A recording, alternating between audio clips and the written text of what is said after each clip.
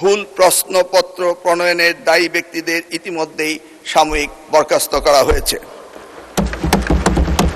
মাননীয় স্পিকার, আমি আবারও আশ্বস্ত করছি, পদার্থবিজ্ঞান প্রথম পত্র ৬ নম্বর প্রশ্ন এবং ৭ নম্বর প্রশ্নে যে ভুল হয়েছে তার জন্য পরীক্ষার্থীদের পূর্ণ নম্বর দেওয়া হবে। চলমান এসএসসি ও সমমান পরীক্ষা 2026-এ সারা দেশে 2697টি পরীক্ষা কেন্দ্র রয়েছে।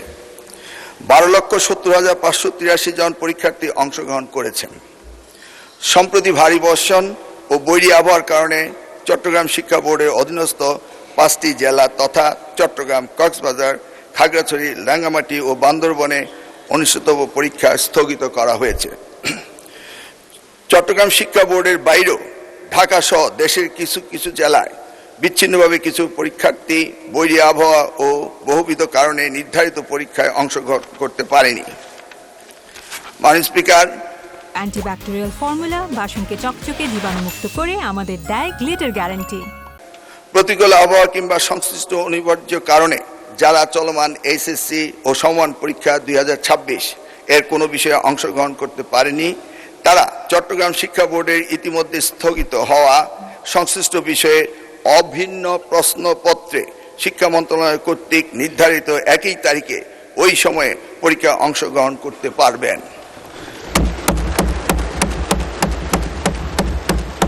মাননীয় স্পিকার, যেহেতু এইচএসসি পরীক্ষা শিক্ষার্থীদের জীবনের একটি অত্যন্ত গুরুত্বপূর্ণ ধাপ, তাই বিশেষ বিবেচনায় এই বিশেষ সুযোগ প্রদান করা হলো।